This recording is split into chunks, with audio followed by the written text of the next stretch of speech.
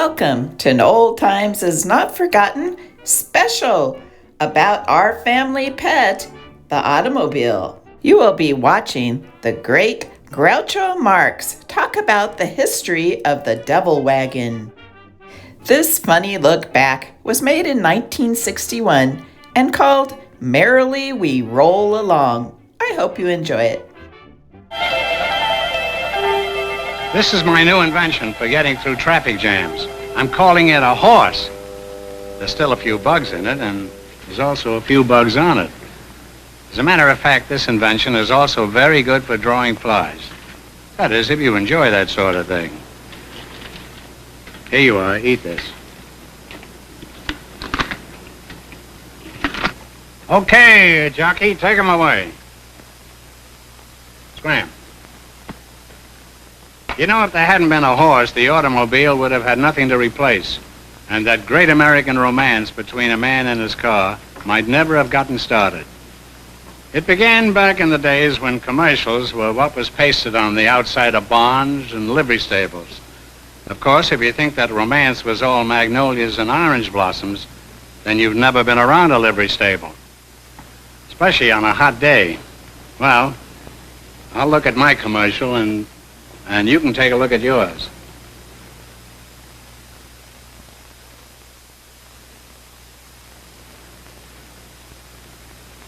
Our love affair with the automobile started so far back that if you can remember it, it's a way past your bedtime. It was a real love affair, one that changed our whole way of life and is still doing it. I was a kind of a Stutz Bearcat man myself. That romance has left indelible scars on my arm, my elbow, and my kneecap. Those were just a few of the spots where the crank hit me. Anyway, it was 1896. There were only about 16 cars in the whole United States then. So they didn't really replace many horses, but they did come close to replacing the elephant and the giraffe and the tattooed lady. In fact, in order to see one, you had to go to the circus where they had a horseless carriage on display along with all the rest of the freaks. Frankly, the first automobile didn't find a ready place in our hearts. In fact, it inspired downright hostility. These noisy, smoking stink wagans, said an Agri Farm Journal, are designed to frighten to death anything they can't flatten out. The very sight of one is enough to dry up a whole dairy herd. There ought to be a law, they said, and they dreamed of some dillies. One read, a man of mature age and judgment, mounted on horseback and carrying a red flag, must precede any self-motor machine. This warning device made the horse the first all-purpose automobile accessory. Anti-automobile societies lobbied for laws designed to make motoring downright impossible. One said, any self-propelled vehicle must come to a complete halt upon approaching a crossroad. The engineer must thoroughly examine the roadway ahead and sound his horn vigorously. Then hello loudly or ring a gun, after which he must fire a gun of sufficiently audible caliber to be heard at great distance. Thereupon, he will dismount and discharge a Roman candle, Vesuvius bomb, or some other explosive device as final warning of his approach.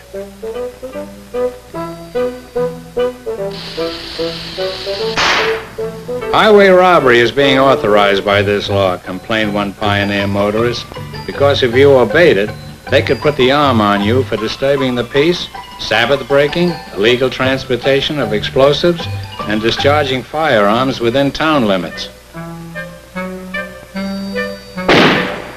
Politicians continue to protect the interests of horses. They believe that the horse would get the vote before women did. In one state, the driver of a car which frightened a team into bolting could be fined up to $100 for each runaway mile. If the horse balked at passing the car altogether, the law required the operator to discharge his passengers.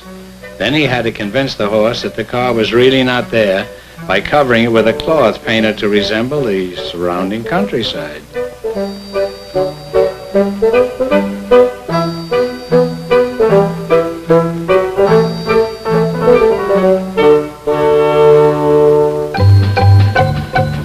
For the benefit of any self-respecting horse with an IQ high enough to recognize a camouflage car, The law further specified that the driver had to take his machine apart as rapidly as possible and conceal the pieces in the grass at the side of the road.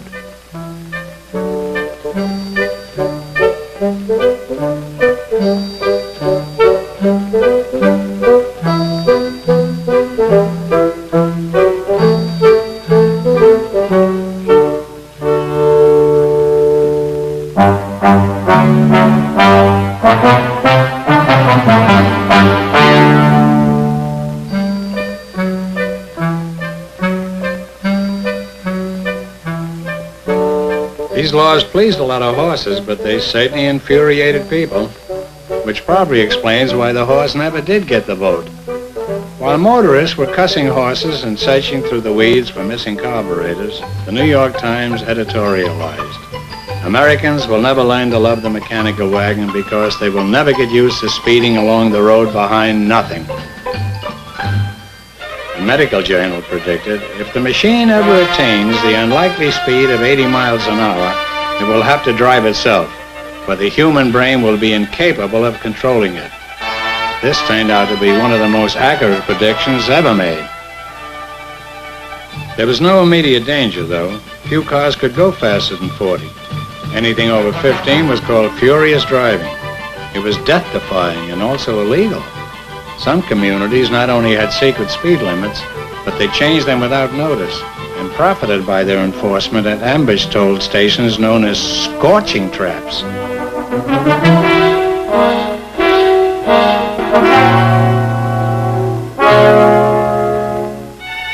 The motor car was being treated like the new girl in town.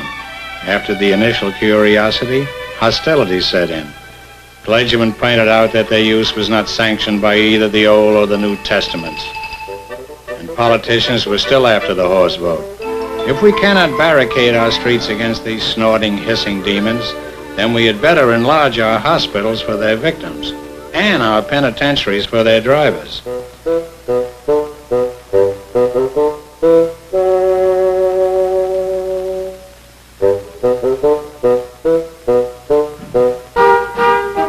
That blackened the city of San Francisco did the same for the reputation of the motor car. Someone started the rumor that they were used exclusively to evacuate the aristocrats of Nob Hill. When it was pointed out that these machines were mostly used for relief and rescue work, few people listened. After all, horseless carriages weren't even an American invention. Their origin was European. And they even had an ugly French name, automobile. Their drivers were called chauffeurs. Besides, they permitted a shameless flaunting of stocking when boarding them, which was downright Parisian. It's small wonder, moralized a family paper, that ladies of the ensemble and other flashy theatrical types prefer this type of vehicle.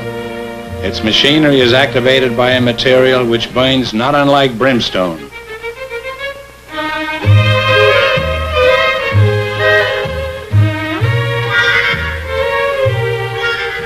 Were also being denounced as rich men's toys, playthings for the few and the very few, devil wagons in which our wealthy and flannel samurai were hurtling down the primrose path of privilege at 20 miles to the hour.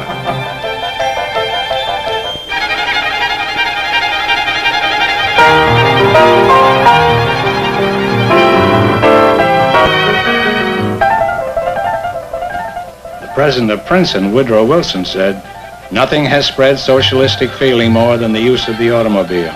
They are a picture of arrogance and wealth with all its independence and carelessness." If the voting booth was still a safe refuge for men, the road was not. Women were learning to drive. Mrs. Hamilton Fish was learning to drive. Unaware of his place in history, a man stepped into her path. He was thoroughly intersected 3 times by the same car, making him the most, if not the first pedestrian to be run over.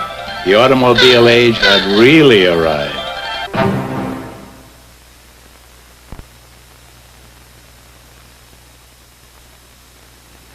In those early years, it hardly seemed that America had a consuming passion for the automobile. It certainly wasn't love at first sight. Of course, the horse thief who ran this livery stable didn't mind picking up a quick buck selling gasoline by the quart. It was usually commercial spot remover, and its octane rating was just a little higher than kumquat juice. But it did get you up to the nearest creek, where incidentally I've been for the past 20 years. That was where you had to go to fill your radiator, because it was believed that no horse would drink at a trough which had watered an automobile. While the motor car was still considered only for the rich and the ritzy, the average American just had to admire anything that could beat him on his bicycle. In fact, do you know what first began to make the car popular? The same thing that made some girls popular. They got a reputation for being fast. Speed and sport.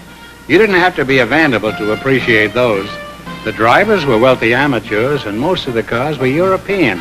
And the race started at 5 in the morning. Despite that, 25,000 spectators showed up for the first Vanderbilt Cup race in 1904.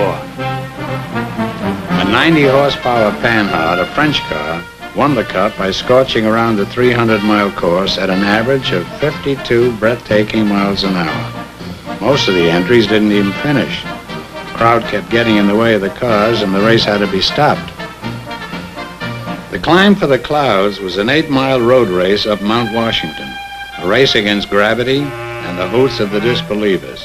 Said one, "I saw rigs called Pope Hartford, Pierce Great Arrow, Maxwell, and Locomobile. On a 30% grade, a mechanician would jump out and provide one gear lower than first, making them all pushmobiles."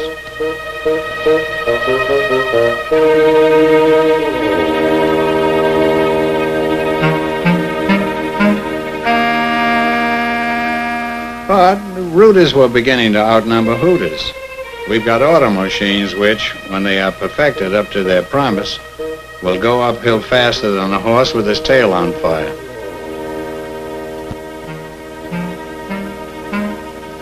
Ormond Beach, Florida was the ultimate proving ground for speed. By 1906, Americans had 75 different makes of cars to choose from.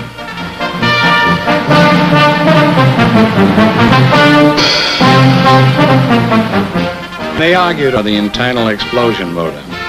A Stanley steamer, the Flying Tea Kettle, ran the course at a world's record, 127 miles an hour. It would take 4 years for that record to be broken by a gasoline burner, driven by a cocky little man with a dead cigar, Barney Oldfield. He was no gentleman driver.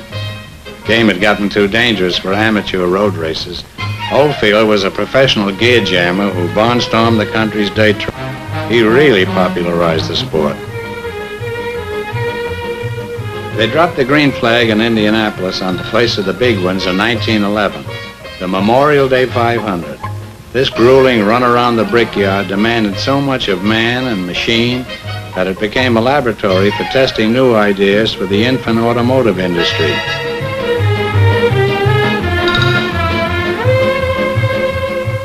But except for the expert and dedicated fans, the 6.5-hour race was monotonous. The morbidly curious had come to see sudden death driving the black entry. The first Indianapolis 500 race, 1 dead, 4 injured. Laboratory results, the introduction of the rearview mirror. But danger was not enough to popularize the automobile. It would have to prove Yankee virtuous. That is, practical. Road tests, reliability runs like the Glidden Tour were orders for owners of stock cars. Whole cavalcades strung out over the roads, not racing each other, but the clock. Their object, to see how far an ordinary car could travel before sundown or breakdown. One covered 20 miles in 1 day. The police and the Secret Service were no longer uneasy when it pressed the automobile. The press commended the courage of the rough rider who publicly forsook the horse. But what gave the automobile its final stamp of respectability was when the local doctor got one.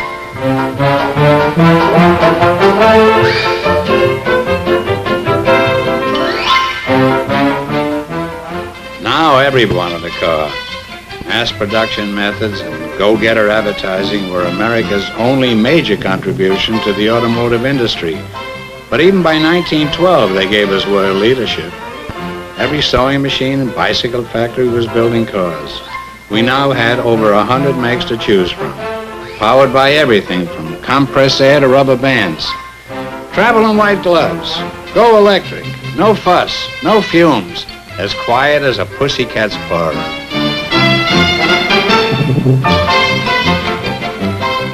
Guaranteed not to go faster than 20 miles an hour. But the electric runabout would only run about 25 miles before its batteries needed recharging.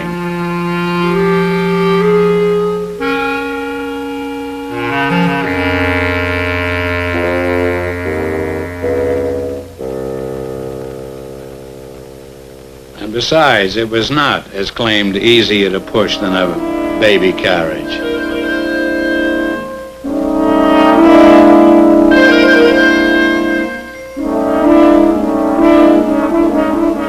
Why risk electrocution, said the competition. The machine that steams is the car of your dreams. The only auto which will cross the country on $4 worth of kerosene, and the only one which can also blow out clogged drains, thaw out fire hydrants, and roast peanuts. The ads didn't mention that it was constantly thirsty, that it always looked as if it was about to explode, and though it had no gears, it sometimes throttled itself automatically into reverse.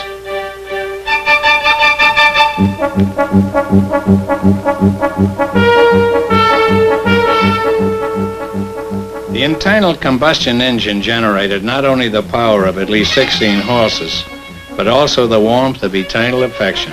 For while we had flirted with the others, it was Lizzie the gas buggy we finally fell for.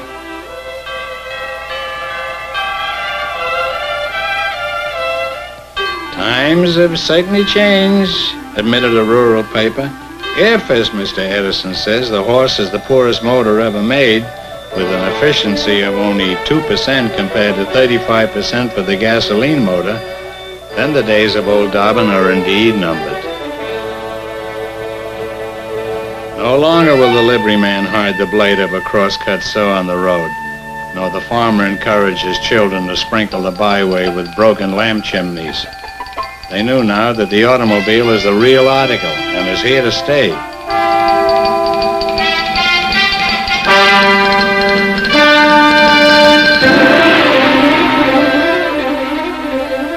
The day of its harassment is over forever.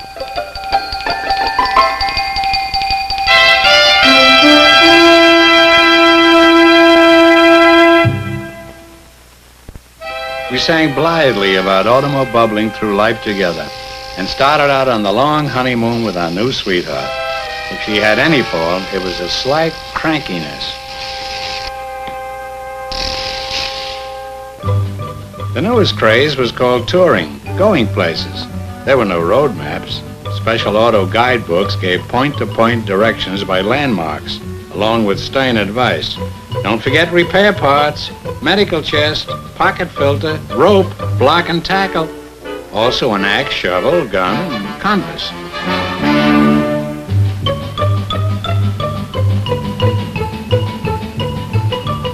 One of the places to go was the Panama Pacific Exposition in San Francisco. It could take as long as 60 days from New York by car. The fair celebrated the joining of our two oceans by a canal. But between our two coasts, there was still no road.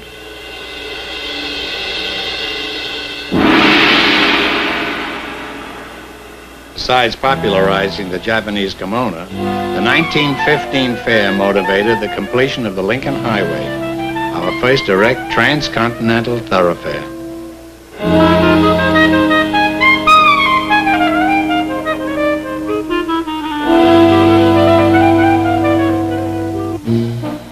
Now that we could go places, there weren't enough places to go. The pleasure resort industry doubled and doubled again as the automobility expanded to include people of moderate income and limited leisure.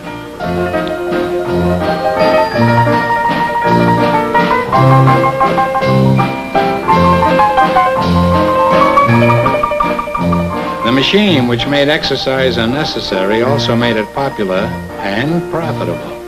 One town struck gold by drilling 18 holes in a dry pasture and advertising, accessible to everyone, rolling green fields over which you can ramble and hit things. Golfing is healthier than the tango, and easier. Anyone who ever kills snakes can do it.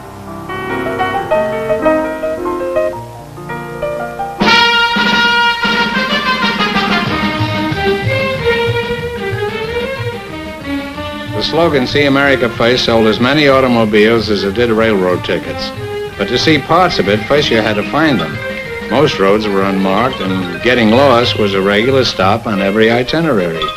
The people who built the roads were often the only ones who knew where they went.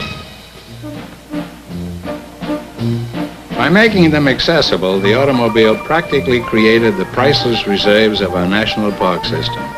"My children are getting an education through the windshield," said one tourist. But another, seeing a geyser, said, "Shucks, I've got a radiator that did better than that all the way from Altoona." To sum up touring statistically, in 1924, 1,400,012 people motored a distance of 4,683,000 miles to feed 32 bears. In 1923, 2 popular magazine articles, "Whatever Became of the Horse?" and "How to Travel with Pets."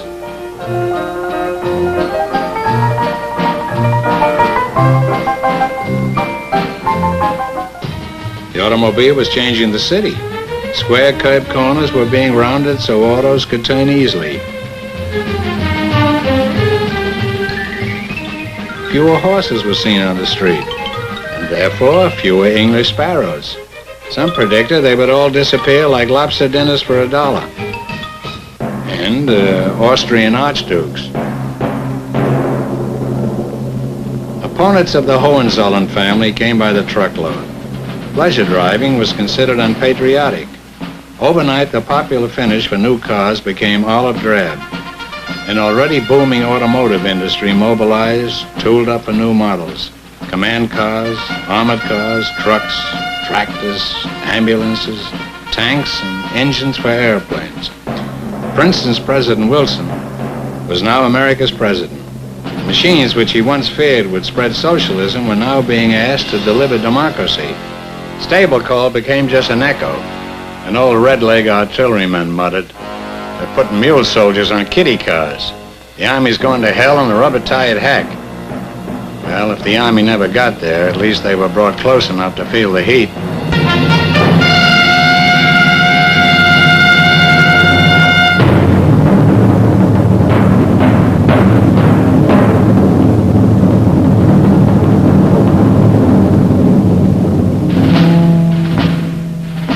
Back home, to help the overburdened railroads, ambulances were being delivered under women power to points of embarkation.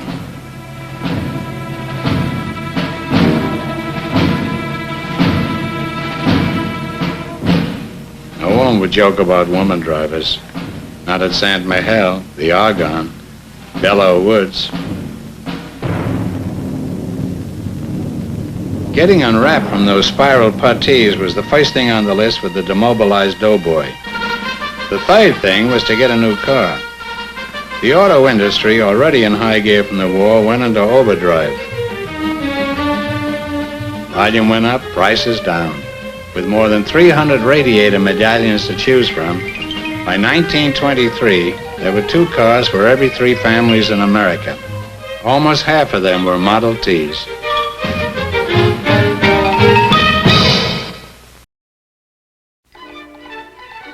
The Model T cost less than $300 FOB Detroit.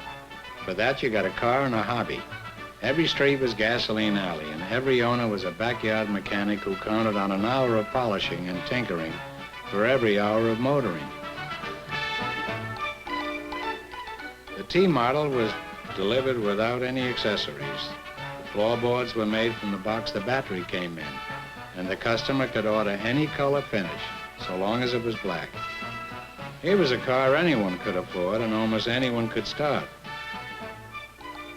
The owner of one old stem winder said, if you advanced the spark too far, she'd backfire. That'd kick back the crank and break your arm, or at the very least, scrape your knuckles against the radiator. Considerable color has gone out of our language since the adoption of the self-starter.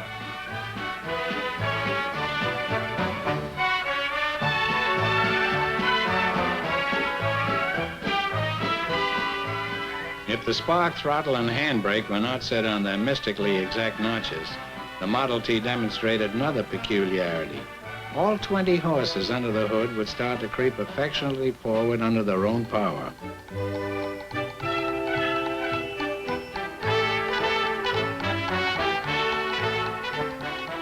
These were the days when cars seemed to have personalities of their own.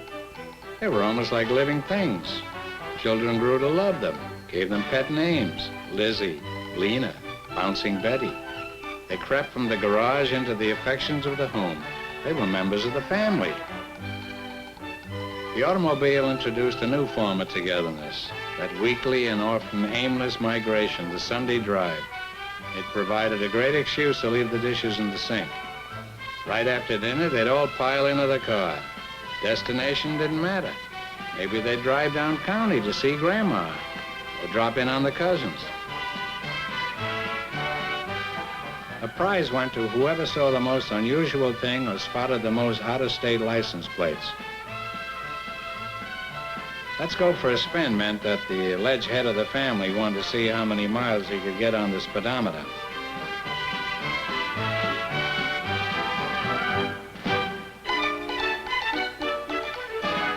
Starlight Park and back the same day on one tank of gas. Now that was something you bragged about, like getting Cleveland on your crystal set. Family activity was no longer limited to the radius of the horse and buggy.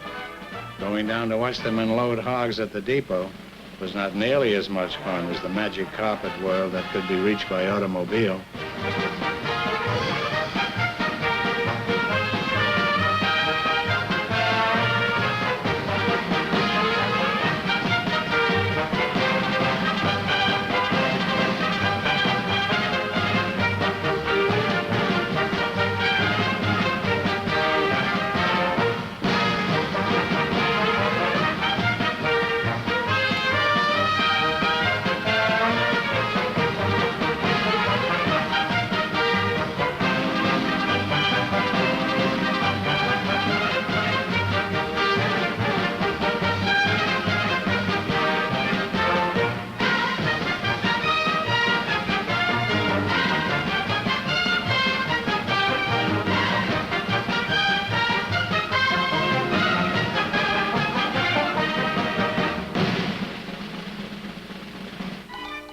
Benefits of motoring are numerous, a medical journal cheerfully stated. Fresh air and sunshine, the invigorating excitement of motion, the chance to escape from the workaday cares of kitchen and counting house, make the automobile a medicine much to be recommended for the health of body and spirit.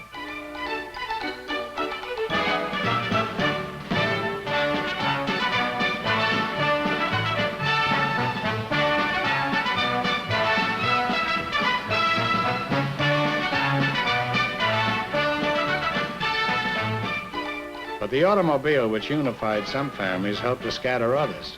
Low cost and upkeep put cars within reach of many young people who used them to escape the jurisdiction of the home.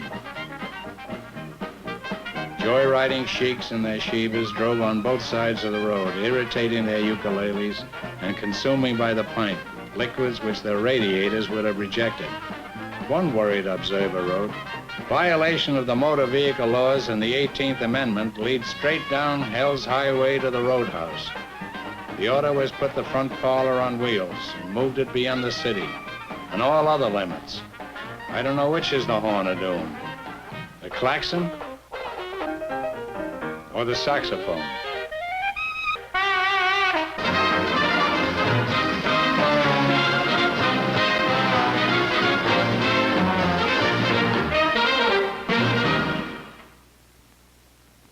Not only had the automobile replaced the horse, it went too far and started to replace the comedian. The kids painted jokes all over the cars, so no matter where it hit you, it would strike you funny. Notice this stable became a filling station. Air was free, so was water, and gas was 22 cents a gallon, including the 2-cent tax. Wherever the country was headed, it was going to get there on wheels. The popularity of the Charlestons, said one social historian, is all that keeps legs from going completely out of style. In fact, the automobile fomented not only the second industrial revolution, but a social revolution, too. It affected the manners, the morals. Oh, boy, did it affect the morals. even the map of America. The whole country in 1905 had only 150 miles of paved roads. By the mid-20s, most rural roads were still unimproved. Said one farmer, they're so bad that even in the dry season, they'd bog anything that ain't web-footed. After a fair-sized rain, even a dinosaur would have to look for a detour. We consider roads real smooth around here when the tree stumps in them are below the level of the mud.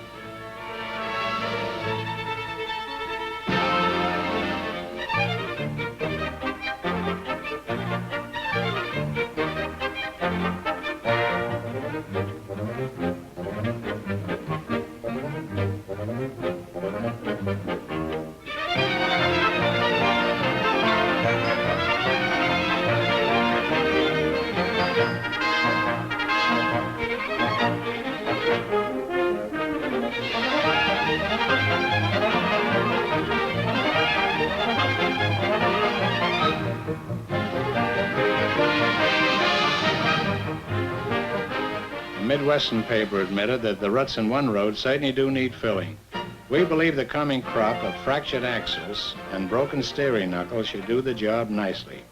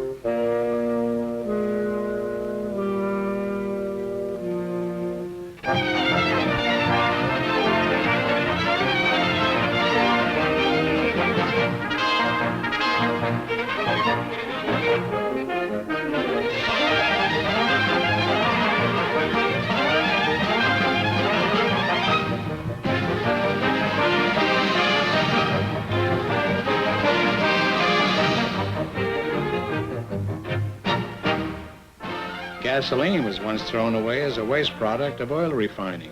Now it supported a new major industry, which expanded daily as car production increased. And the more cars on the road, the more good roads were demanded.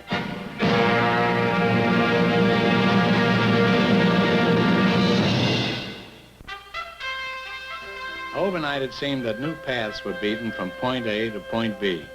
What had been dotted lines on the map, catawampus trails, were drained and widened and leveled, filled and graded, and topped off with tar gravy, concrete, clamshells, anything that would lie flat and shed water.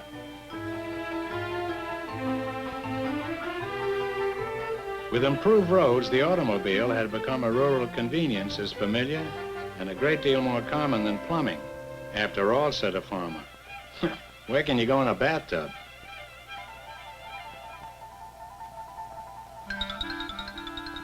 The automobile didn't entirely replace the farm horse, but it did give the farmer more horsepower. And it did the same thing for the Texas rancher who said, I've got me a car that'll do anything a broodmare will do except foal in the spring, or lick salt from a plow handle.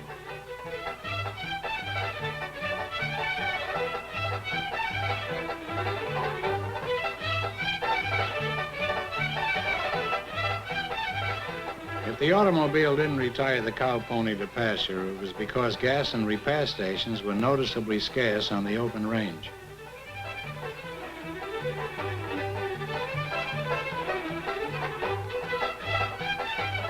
The car owner with a puncture was advised to let the tire get snake bit, and then wait till she swells up to size.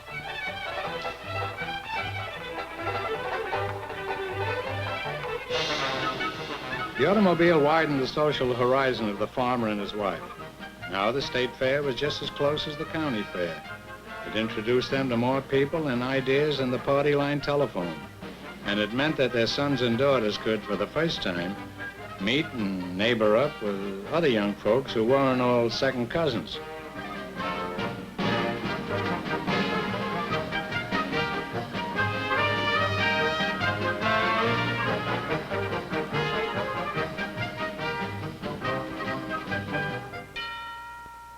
Country churches were more accessible and better attended. But they also felt the competition of Sunday driving. Many a congregation heard sermons which warned that America was traveling buckety-buckety down the road to perdition in a Model T. But if that's where Lizzie was taking them, they had every confidence that she could get them back.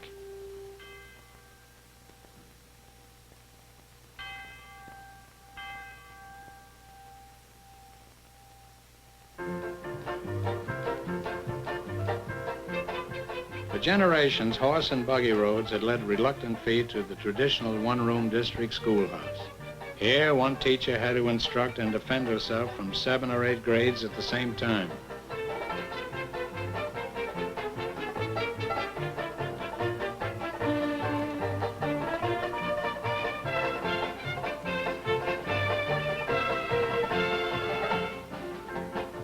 The automobile made the consolidated school possible and put an end to 8 different McGuffey's readers in one class. Now every grade could have its own room, or as a teacher put it, each age in its own cage. No longer dependent on common carriers, farmers could truck their produce and livestock to market themselves. This not only lowered the cost, but it raised the land values of whole areas not served by rail or waterways.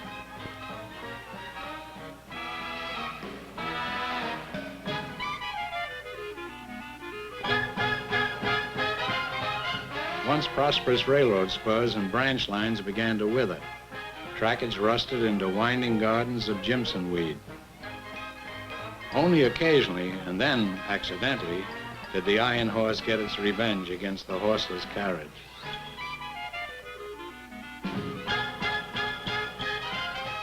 But the roads which fed the cities also bled the farms. They lured men away from the soil to good jobs in factories and mills that turned out parts and pieces of more cars. And they paid good wages so that more people could buy them.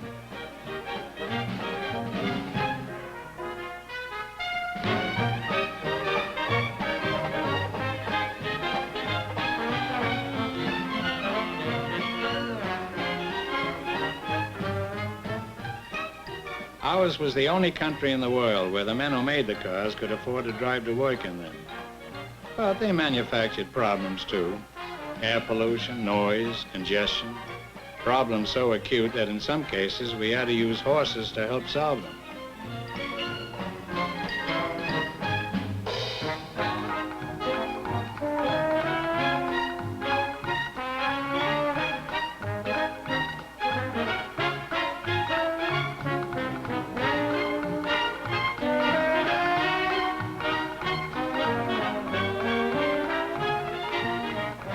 The automobile had made a total impact on America, or any part of America unable to get out of its way.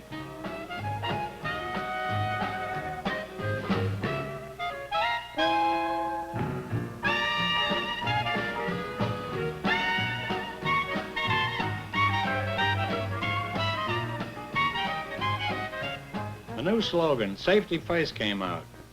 For some curious reason, it didn't catch on.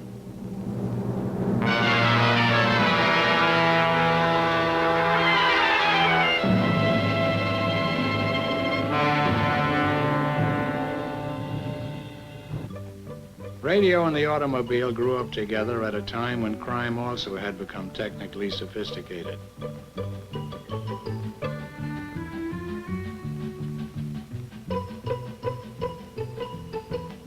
Radio-equipped police cars were developed to meet the high mobility of the mechanized criminal, the hot car merchant, the bootlegger, the midnight importer of hot lavaliers, and a guy charged with an overdue library book.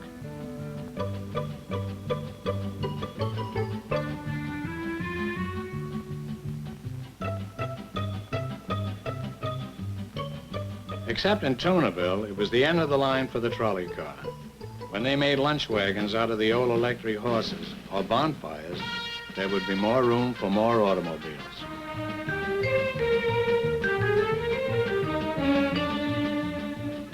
The automobile helped to overcrowd the cities, which in turn made their outskirts more desirable and accessible. They made the land expensive, which in turn popularized, if that's the word, installment buying.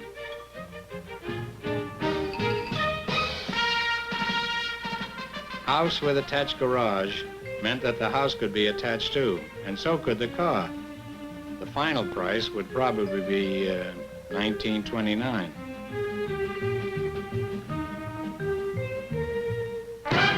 But in 1928, anyway, it seemed that Wall Street and Easy Street merged at Main Street, and Main Street crisscrossed America, and every car on it put every American within easy spending distance of at least one big town.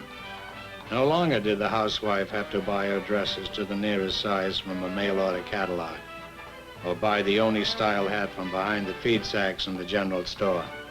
The car made everyone a comparison shopper who could always go to the next town for a better fit, a different color, a fairer price. So big city chains, specialty, and department stores moved out to the small towns to get the egg money. And when they did, there were no more small towns.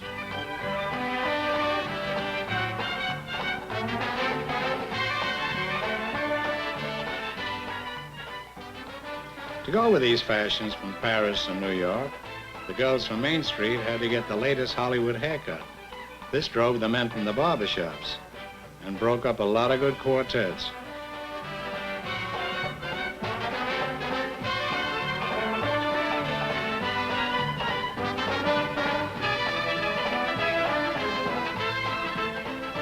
For all this, we can thank the automobile. Our culture, like our economy, was on wheels. We didn't know where we were going. We only knew wherever it was, we were going by car. And Will Rogers was saying that the only thing this country really needs is a place to park.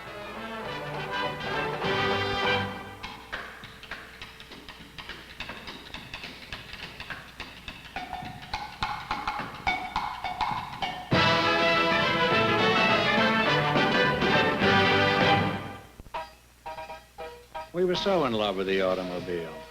If you care enough about something, you can afford to laugh at it once in a while, and we did, on Saturday night, at the silent movies.